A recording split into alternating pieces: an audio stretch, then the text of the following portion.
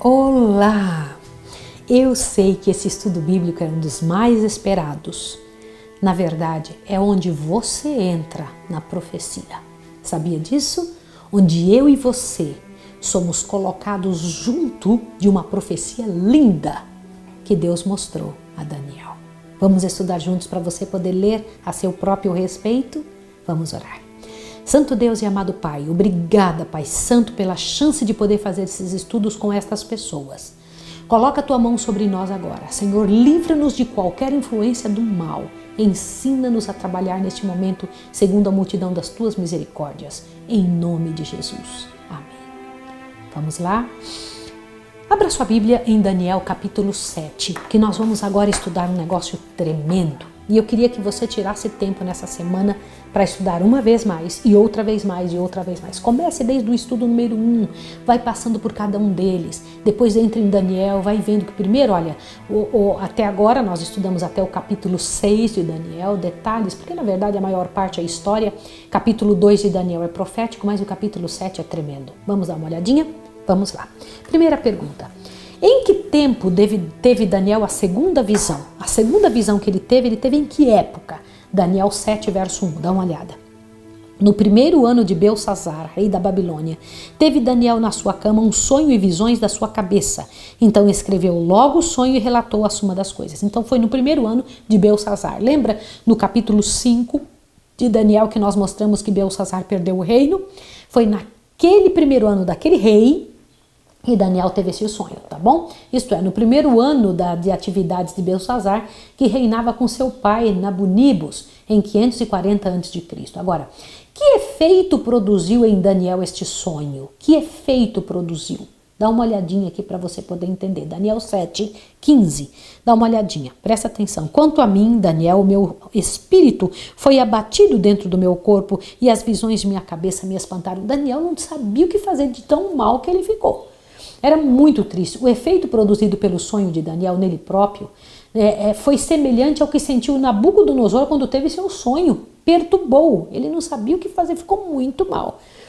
Sabe aquela sensação que a gente tem, que aquele sonho não sai da cabeça? Foi isso que Daniel sentiu, tá? Agora, que pediu Daniel a um dos seres celestiais que no sonho estavam perto dele? Perto de Daniel, no sonho, tinha seres celestiais. Nossa, deve ter sido um sonho muito bonito. Daniel 7,16, olha. Cheguei-me a um dos que estavam perto e pedi-lhe a verdade acerca de tudo isto. E ele me disse e fez saber a interpretação das visões. Então veja, Daniel não foi atrás de qualquer pessoa do mundo, de um cartomante, não foi atrás de encantadores humanos, ele foi ao céu, envolvido com pessoas do céu, ele foi perguntar a quem entendia realmente da coisa, que é o próprio Deus, seu Espírito. Foi isso que ele foi pedir. No sonho tinha seres celestes e ele estava perguntando para os seres celestes o que era aquilo que ele estava vendo. Avante, agora observe. Que viu o profeta em visão? Daniel 7, verso 2. Disse Daniel, na minha visão da noite eu estava olhando e vi que os 4 ventos do céu agitavam o mar grande. Então veja que interessante, o que era isso? Havia uns 4 ventos do céu que combatiam no mar grande. Aí você fala, mas o que é isso? 4 ventos batendo no mar? O que isso significa? Calma lá, olha. Qual foi o resultado desta luta? Daniel 7, verso 3. 4 animais grandes, diferentes uns dos outros, subiam do mar.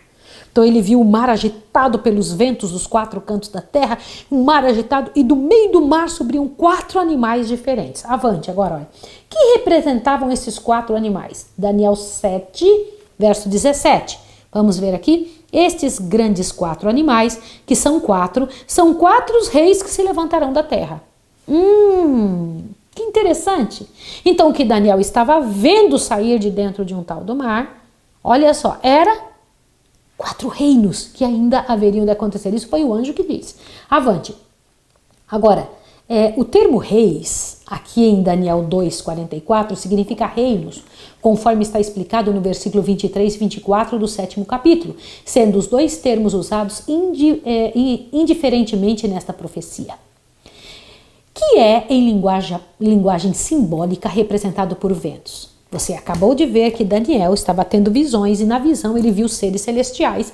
E nestes seres celestiais, para quem ele perguntava, foi dando a interpretação do que ele viu. O que ele tinha visto? Ele estava vendo o mar muito agitado por 4 ventos dos 4 cantos da terra. E ele via animais saindo dali. E o anjo disse, esses animais são 4 reinos que se levantarão da terra. 4 reinos. Presta atenção, que coisa interessante. Mas na linguagem simbólica, o que são ventos? Ah, gostou? É interessante isso? Vamos lá, dá uma olhadinha. Eu gostaria que você fosse para Jeremias 25, corre em Jeremias 25, para trás um pouco você encontra o livro de Jeremias. Jeremias capítulo 25, você vai encontrar o significado de ventos na profecia. Não adianta ir buscar com outra pessoa, tem que buscar com a própria Bíblia. A Bíblia é intérprete de si mesma. A Bíblia própria se interpreta. Por favor, Jeremias 25, verso 31 e 33, tem essa resposta. Olha só. Chegará, estou lendo o verso 31. Chegará o estrondo até a extremidade da terra, pois o Senhor tem contenda com as nações. Ele entrará em juízo com toda a carne, e os ímpios entregará a espada, diz o Senhor. Olhai, a calamidade sai de nação para nação, e grande tormenta se levanta dos confins da terra. Você fala, mas ainda não está tão claro. Então vai para Jeremias 49. Dá uma olhadinha que coisa interessante. Vai lá, vai para Jeremias 49. Isso mesmo, é interessante que a gente veja, porque a Bíblia não tem 2 linguagens diferentes. Ela tem com clareza alguma coisa para a gente poder entender e fazer mais forte, mais claro para nós as situações. Jeremias 49, achou? Verso 36 diz assim: trarei sobre Elão os 4 ventos dos 4 ângulos do céu, e os espalharei na direção de todos estes ventos, e não haverá nação aonde não cheguem os seus fugitivos. O que são ventos na profecia? Guerras. Combinado? Então o que Daniel estava vendo? Daniel estava vendo uma guerra imensa. Uma guerra. Mas ele via essa guerra onde? No meio do mar. Mas olha a pergunta 8. O que é em profecia simbolizado por águas? Apocalipse 17, 15. Vai lá, corre em Apocalipse 17, 15. Ai, como é legal, a própria Bíblia se responde. Apocalipse 17, verso 15. Eu tenho que cuidar muito bem, que essa Bíblia é toda quebradinha aqui. 17, 15 diz assim: então o anjo me disse, as águas que vistes, onde se assenta a prostituta, são povos, multidões, nações e línguas. Então, voltando um pouquinho. O que são animais? Reinos. O que são ventos? Guerras. E o que é esse mar? Povos, nações e línguas. Então vamos interpretar o que está escrito em Daniel capítulo 7. Daniel estava vendo, porque as profecias têm linguagem profética, né? Daniel estava vendo uma guerra imensa entre os povos, e dos povos, nascendo do meio destas guerras, nascendo 4 reinos. Tá certo? Então veja, no 2º capítulo de Daniel, você se lembra que a gente estudou sobre isso? Sob a figura de uma estátua de homem, uma estátua grande, é feito um simples esboço político do surgimento e queda dos reinos terrestres, que precederiam o estabelecimento do eterno reino de Deus. Lembra disso? Agora, no 7º capítulo, aqui de Daniel que estamos estudando, são representados os governos terrestres como são vistos à luz do céu, sob os símbolos de animais bravios e ferozes, e em particular estes oprimindo e perseguindo os santos do Altíssimo. Daí a diversidade nos símbolos usados para representar estes reinos. Agora veja, o que representava o primeiro animal? Ele viu 4 animais saindo. Vamos ver o primeiro? Vamos lá, Daniel 7:4. Vai lá, volta para Daniel, a nossa Bíblia tem que estar aberta no livro de Daniel. Daniel 7, verso 4 diz assim, olha: o primeiro era como leão, tinha asas como de águia, diz aqui, ó, olha lá, tá? Eu olhei até que lhe foram arrancadas as asas e foi levantado da terra e posto em pé como homem, e foi-lhe dado um coração de homem. Olha, o leão, o primeiro desses 4 animais que Daniel tinha visto, né? Assim como a cabeça de ouro do sonho de Nabucodonosor, representa a monarquia da Babilônia. Leão, rei dos animais, postado à cabeça de sua espécie, assim como o ouro é a cabeça dos metais, tá bom? As asas de águia, sem dúvida, denotam a rapidez com que Babilônia estendeu suas conquistas sobre Nabucodonosor, que reinou desde 604 a 561 a.C. Esse reino foi vencido pelos medos e persas em 538 a.C. Isso é muito interessante. Então, meus queridos, veja que coisa tremenda. O reino da Babilônia é o leão que Daniel estava vendo saindo do mar. Reinou soberano com duas asas, a rapidez com que conquistou o mundo todo. Mas caiu também. Não existe reino do mundo que não caia, né? Isso é que Essa é uma realidade, viu? Realidade para mim, para você, para toda a situação dessa terra. O único reino que não vai acabar é o reino de Jesus. Bom, mas esse era só o primeiro animal. Vamos dar uma olhadinha? Por que foi simbolizado o segundo reino? Vamos lá. O segundo reino, Daniel 7,5 diz assim: Continuei olhando e vi um segundo animal semelhante a um urso, o qual se levantou de um lado, tendo na boca 3 costelas entre os dentes, e foi-lhe dito: levanta e devora muita carne. Então, primeiro era um leão com asas, esse segundo um urso manco se levantando de um lado, tinha 3 costelas na boca. Então vamos entender o que é isso. Este foi o reino Medo-Persa. Por que manco? Um dos reinos era mais rico que o outro, por isso ele era manco. Tá? Medos e persas, tá? Olha só, este foi o Império Medo-Persa, aqui representado sob o símbolo de um urso. Por sua crueldade e sede de sangue, são os medos e persas comparados a um urso, animal dos mais ferozes e cruéis. Adam Clarke, comentando Daniel 7,5. Avante. Por que foi simbolizado o terceiro império universal? Vamos dar uma olhadinha em Daniel 7,6, diz assim, ó, olha aqui. Depois disso, continuei olhando e vi outro animal semelhante a um leopardo e tinha 4 asas de aves nas costas. Esse animal tinha 4 cabeças e foi-lhe dado domínio. Opa, agora aparece um animal, um leopardo, que é rapidíssimo, com 4 cabeças e 4 asas. Que animais estranhos, né? Mas o que representava isso? Presta atenção agora. Se as asas de águias nas costas de um leão denotam rapidez de movimento do Império Babilônico, 4 asas no leopardo devem denotar inexcedível celeridade de movimento no Império Grego. Isso se verifica historicamente verdadeiro. Como assim? Se 2 asas no leão, que é Babilônia, foi rápido, imagina 4 um leopardo que é mais rápido que o urso. O Império Grego foi o império que conquistou mais rapidamente qualquer situação no mundo. Foi um negócio tremendo, tremendo. E eu preciso ler historicamente isso para você, tá bom? Para que você tenha certeza. Observa aqui, ó. Maravilhosa foi a rapidez das conquistas de Alexandre na Ásia. Alexandre o Grande, tá? Ele se precipitou como uma torrente sobre o agonizante Império Persa e toda a oposição se tornou inútil. Os gigantescos exércitos mobilizados para enfrentá-lo dissolveram-se como a neve à luz do sol. As batalhas de Grânico em 334 a.C. Imagina, eu quero que você procure sobre isso, tá? Olha bem, isso no ano seguinte de Arbela em 331 a.C. Selaram o destino do Império Persa e firmaram amplo domínio dos gregos. Dá uma observada aqui a fonte de onde foi que nós tiramos isso, tá? Agora, esse animal tinha também 4 cabeças. O Império Grego manteve sua união por apenas um curto período de tempo após a morte de Alexandre, ocorrida no ano 323 a.C. Passados 22 anos de sua brilhante carreira, ou seja, no ano 301 a.C., foi o império dividido entre seus 4 melhores generais. Cassandro, ele apossou-se da Macedônia e da Grécia, a oeste. Lisímaco ficou com a Trácia e partes da Ásia no Helesponto e Bósforo, ao norte. Ptolomeu obteve o Egito, a Líbia, a Arábia, a Palestina e a Calecíria, ao sul. E Seleuco ficou com todo o restante dos domínios de Alexandre, ao leste. Agora veja, realmente aquele reino tinha 4 cabeças, tá bom? Avante, olha, como estava representado o 4º reino. Agora eu quero te pedir que você preste muita atenção nesse 4º reino. Isso vai fazer toda uma diferença na sua compreensão. Lembra quando eu disse que você entra nessa profecia? Tá na hora de você entender um negócio tremendo. Gente, isso é muito importante. Não só você, mas toda a sua família tem que entender isso. E eu peço em nome de Deus, eu rogo a você, estude este estudo de hoje com sua família. Daniel 7 tem que ser entendido por qualquer cristão na face da terra. Observa, vamos ver esse quarto animal? Vamos lá, Daniel 7:7. Vamos lá, diz assim: depois disto, continuei olhando nas visões da noite e vi um quarto animal. Animal é reino, né? Terrível e espantoso e muito forte, o qual tinha dentes grandes de, o que diz na sua Bíblia? Ferro.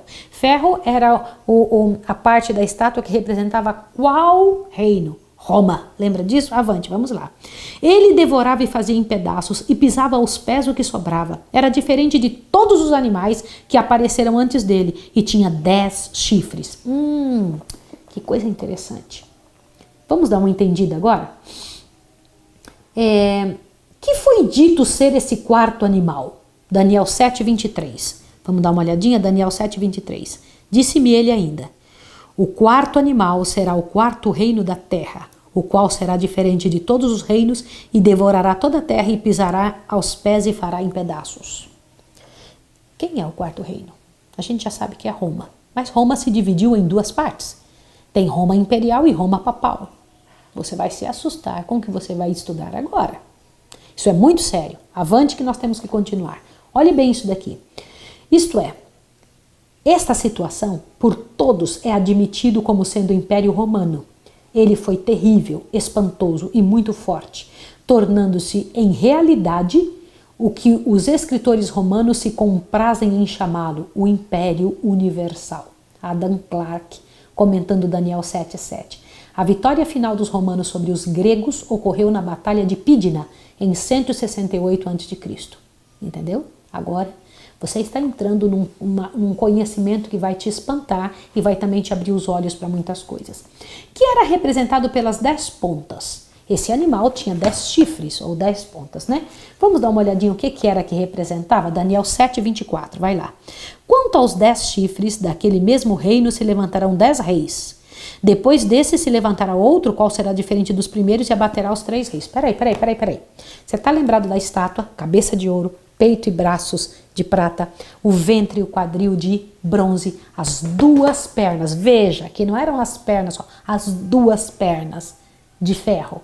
E os pés, contendo 10 dedos, misturados de barro e ferro. E veio uma pedra sem auxílio de mãos que bateu no pé da estátua, quebrou tudo, se tornou grande e encheu a terra. Essa pedra representando o reino de Cristo. Lembra disso? Agora, observe estes reinos de Daniel 7. Isso é muito interessante. Um leão com asas, que era o império da Babilônia. O segundo, um urso manco, representando os medos e os persas, um mais rico que o outro, que se levantou depois dele. O leopardo com asas, 4 cabeças e 4 asas, a rapidez com que o império grego, com que Alexandre conquistou o mundo, e as 4 cabeças são seus 4 generais, Cassandro, Lisímaco, Ptolomeu e Seleuco, que eu acabei de ler para vocês. Mas aparece o quarto reino da terra. Esse quarto reino era um reino de ferro, um reino que esmiuçava tudo e acabava com tudo. E ele tinha 10 chifres. O que te lembra? O Império Romano foi dividido em 10 reinos. Agora está na hora de você compreender uns negócios tremendos. Vamos lá. O historiador Maquiavelli, sem fazer a mínima referência a esta profecia, apresenta a seguinte lista de nações que ocuparam o território do Império Ocidental ao tempo da queda de Rômulo Augusto, 476 a.C., o último imperador de Roma. Olha bem, lombardos, francos, burgundos, ostrogodos, visigodos, vândalos, érolos, suevos, hunos e saxônios, 10 ao todo. Você não acha isso curioso? Interessante, não é? Então, o Império Romano, após a queda de Rômulo, né, quando o Império Romano se decompõe, que se desfaz, ele se divide em 10 reinos, que são esses o que eu acabei de dizer. Entre incessantes e quase incontáveis flutuações, os reinos da moderna Europa, desde o seu surgimento até o presente, têm somado uma média de 10. Nunca mais, desde a subdivisão da velha Roma, se uniram eles num só império, nunca formaram unidades, como são os Estados Unidos da América. Nenhuma fórmula de orgulhosa ambição que visasse reunir os fragmentos dispersos alcançou êxito. Sempre que surgiram, foram invariavelmente reduzidos a pedaços. Onde eu tirei isso, dá uma olhada aqui, a prova histórica. Deixa eu comentar uma coisa com você. Você percebeu nessa lista desses 10 reinos que são resultado da divisão do Império Romano, do antigo Império Romano? Observe isso. O que você observou? Isso te faz pensar? Mas continue o estudo agora. Observe. Que mudança viu Daniel operar-se nestas pontas, nestes chifres? Daniel 7:8. Dá uma observação. Estando eu olhando os chifres, vi que entre eles subiu outro chifre pequeno. E 3 dos primeiros chifres foram arrancados diante dele. Nestes chifres havia olhos como olhos de homem e uma boca que falava com vanglória. Peraí. Então, nos 10 chifres que ele olhava do animal, um animal terrível e espantoso, apareceu um outro pequenininho que tinha chifres e um olho grande, parecia olho de homem, boca de homem. Então, este chifre abateu 3. Não foi isso? Observe isso daqui agora.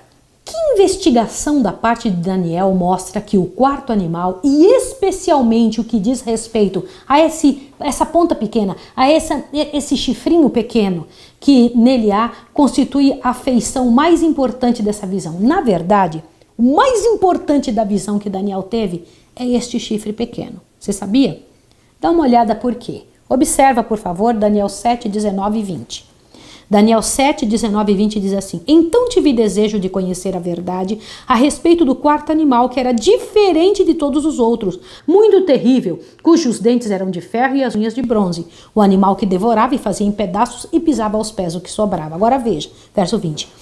Também tive desejo de conhecer a verdade a respeito dos 10 chifres que tinha na cabeça e do outro que subia, diante do qual caíram 3, isto é, daquele chifre que tinha olhos e uma boca que falava com vanglória, ou com blasfêmias, né?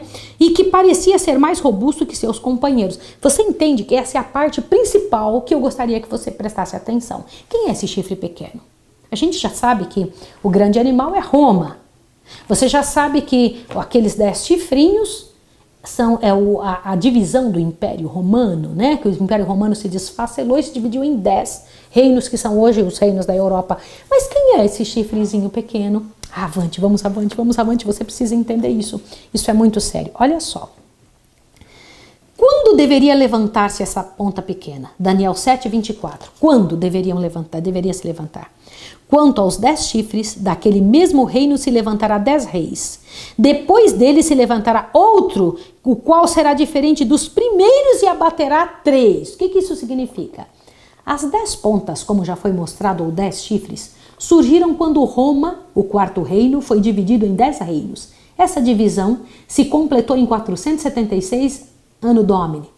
A ponta pequena deveria levantar-se depois deles, como diz o versículo citado. Então, este outro chifrezinho pequenininho só ia se levantar depois que os 10 reinos, que se constitui a Europa hoje, aparecesse. Isso te faz pensar em alguma coisa? Qual deveria ser o caráter dessa ponte pequena? O que essa ponta pequena iria fazer? Vamos dar uma olhadinha? Por favor, observe agora o que está escrito aqui, nessa mesma parte deste versinho, Daniel 7, verso 24. Quanto aos 10 chifres, daquele mesmo reino se levantarão 10 reis. Depois deles se levantará outro que será diferente dos primeiros e abaterá 3.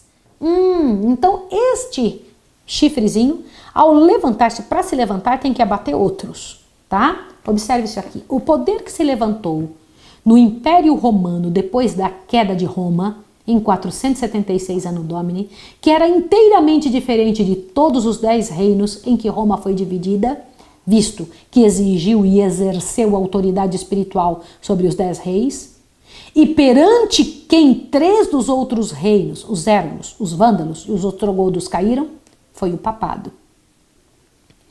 Definidos que estão o lugar e o tempo do reino, da ponta pequena, a análise de seu caráter e obra será feito nos estudos que se seguirão. O único reino que se levantou após o reino da Europa, que é o resultado do reino de Roma dividido, foi o papado. Você vai se assustar com o que vamos estudar no próximo estudo. Eu te peço que você estude muito Que você ore muito, peça muito forças a Deus para estudar o que vamos estudar, porque não serei eu falando, é a própria Bíblia.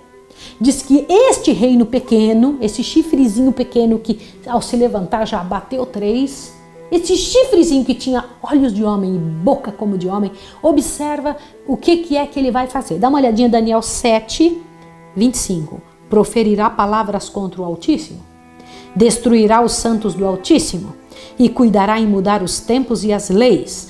Como assim? É isso mesmo que você está lendo. Eles serão entregues nas suas mãos por um tempo e tempos e metade de um tempo. Tome um susto sobre isso. Esse poder que se levantou depois da divisão do Império Romano, que depois desses reinos serem levantados, esse chifrezinho pequeno que se levantou teria o poder de proferir palavras contra o Altíssimo, de perseguir os santos do Altíssimo, de mudar os tempos e as leis. Quem é? Próximo estudo você vai entender. Eu vou orar com você agora. Vamos lá. Santo Deus e amado Pai, nós estamos muito agradecidos porque o Senhor está nos levando a compreender algo que poucas pessoas compreendem. Eu lhe imploro em nome de Jesus que nos ajude agora ao compreender essas verdades, que tua mão esteja sobre nós e que essa pessoa em nome de Jesus seja tocada por teu Espírito e quebre o coração diante de ti, pedindo forças a Deus para cumprir e para aceitar as verdades que vai ler. Em nome de Jesus. Amém. Deus abençoe você. Eu vou orar muito por você de agora em diante, porque você vai entrar num campo tremendo de compreensão como nunca antes. Por que eu disse que você estava na profecia? Porque você é um dos que serão perseguidos por esse poder. Até o próximo estudo. Deus abençoe você.